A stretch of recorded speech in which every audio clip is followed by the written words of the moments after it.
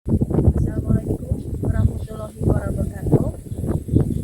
Saya Heni, Prodi Bahasa Inggris Non-Reguler, NIM 18820700002. Saya akan membawakan pidato yang berjudul Revolusi Industri 4 dan Generasi Muda Indonesia. Assalamualaikum warahmatullahi wabarakatuh. Om Swastiastu, Namo Buddhaya, Shalom, salam kebajikan.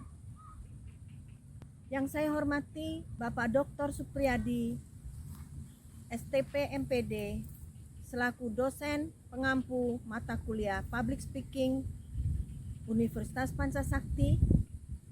Yang saya hormati seluruh panitia penyelenggara pidato.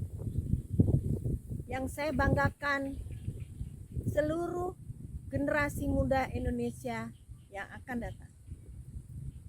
Pertama-tama, marilah kita bersyukur kepada Tuhan Yang Maha Esa yang telah melimpahi kita dengan nikmat dan karunia-Nya kepada kita, sehingga pada kesempatan ini kita bisa melakukan pidato ini tanpa halangan suatu apapun. Generasi muda Indonesia yang penuh semangat. Sebagaimana yang kita ketahui, saat ini dunia sedang memasuki era revolusi industri 4. Revolusi ini berkaitan dengan teknologi digital dan mesin otomatis. Akibat dari revolusi industri ini bisa kita rasakan berbagai kemudahan di segala bidang, terutama bidang telekomunikasi. Manusia dimudahkan untuk berkomunikasi, mengakses, dan menyebarkan informasi. Generasi muda yang penuh semangat. Banyak ahli yang memberikan pandangan mengenai hal yang akan terjadi pada masa revolusi industri 4. Pada era ini diprediksi akan bermunculan robot-robot canggih, kendaraan otonom, superkomputer, 3D printing, optimalisasi otak manusia dengan editing, genetik, dan neuroteknologi. Sungguh menakjubkan, bukan? Namun kita perlu mengerti bahwa ada dampak negatif dari semua itu. Mengutip dari Forum Tahunan Internasional yang memiliki tema Mastering the Fourth Industrial Revolution pada tahun 2016, revolusi industri ini akan menyebabkan disturbing atau gangguan bukan hanya pada bidang bisnis, namun juga pada pasar tenaga kerja. Ada dampak positif yang memudahkan dan ada dampak negatif yang mengancam. Apabila kita mampu berjalan beriring dan memanfaatkan dengan bijak hal-hal yang memudahkan akan kita dapat pada masa revolusi industri. Namun, jika kita sulit beradaptasi dan tidak mampu memanfaatkan hal-hal yang bijak, maka kita akan tergilas dan mati. Lalu, apa sebenarnya yang dibutuhkan untuk menghadapi era revolusi industri 4 ini? Baiklah, kita akan bahas bersama. Perlu ditekankan pasar tenaga kerja. Tenaga manusia akan tergantikan oleh robot yang canggih. Banyak sekali pekerjaan-pekerjaan yang akan tergantikan baik secara kualitas maupun oleh kuantitas oleh robot-robot yang canggih, atau kita sebut juga dengan artificial intelligence.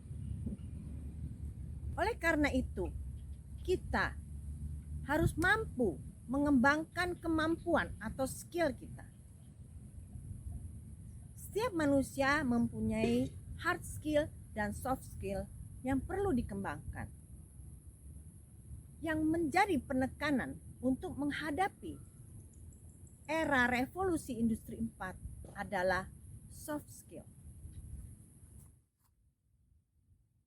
Oleh karena itu, kita perlu mengasah kemampuan soft skill kita sehingga kita mampu berdiri dengan tegap untuk menghadapi dan berjalan beriring dengan revolusi industri 4. Karena kita sadari dengan kemampuan hard skill yang kita miliki sangat mudah dikalahkan, baik secara kualitas maupun kuantitas, oleh robot-robot canggih. Generasi muda Indonesia yang penuh semangat. Ada 5 soft skill yang perlu diperhatikan dan dikembangkan, yaitu 1. Problem solver atau penyelesai masalah. Kemampuan ini memampukan kita untuk terasah dan mahir dalam menyelesaikan masalah secara jelas, cepat, dan tepat. Dengan melalui langkah-langkah mengidentifikasi masalah, menemukan masalah utama atau main problem, kemudian melihat ada kemungkinan solusi, dan mengambil tindakan untuk menyelesaikan masalah. Kemampuan kedua adalah berpikir kritis. Kemampuan ini memampukan kita untuk berpikir dengan masuk akal dan menemukan strategi untuk meningkatkan hasil usaha.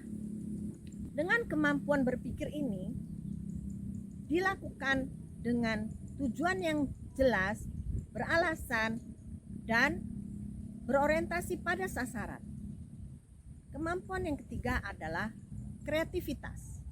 Kita dengan menghadapi kemajuan teknologi yang demikian pesat dituntut untuk mengadakan inovasi, menemukan hal-hal yang unik dan tentunya bermanfaat bagi lingkungan dan masyarakat. Apabila kita tidak menemukan hal yang baru atau menciptakan hal yang baru, setidaknya kita mampu memodifikasi hal yang sudah ada menjadi lebih baik. Kemampuan keempat adalah kepemimpinan. Setiap individu mempunyai kemampuan ini, karena pada hakikatnya setiap manusia mampu memimpin dirinya sendiri sebelum memimpin orang lain. Apabila kemampuan ini diasah, maka akan memberikan dampak sikap disiplin, menghargai, kerjasama, dan mampu mengatur segala sesuatu menjadi lebih baik. Sehingga kita siap menghadapi berbagai ancaman dalam bentuk apapun. Kemampuan kelima adalah komunikasi atau soft skill dalam bidang komunikasi. Kemampuan berkomunikasi adalah kemampuan berbicara dengan sopan, baik dan benar kepada orang lain. Kemampuan berkomunikasi memampukan kita untuk melakukan negosiasi dengan orang lain dan meyakinkan orang lain. Selain itu juga meningkatkan relasi kerja kita dengan lebih baik. Generasi muda Indonesia yang penuh semangat. Masa depan ada di tangan kita. Kitalah yang menentukan akankah masa depan kita capai dengan gemilang ataukah gagal sampai di sini. Kita harus berupaya menyeimbangkan hard skill dan soft skill. Kita harus mampu untuk meningkatkan kedua kemampuan ini. Karena kedua kemampuan inilah yang membantu kita untuk mencapai garis finish keberhasilan.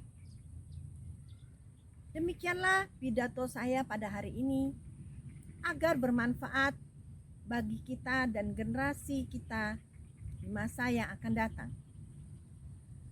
Mohon maaf apabila terjadi kesalahan. Wassalamualaikum warahmatullahi wabarakatuh. Om Swastiastu, Namo Buddhaya, Shalom, salam kebajikan. Terima kasih.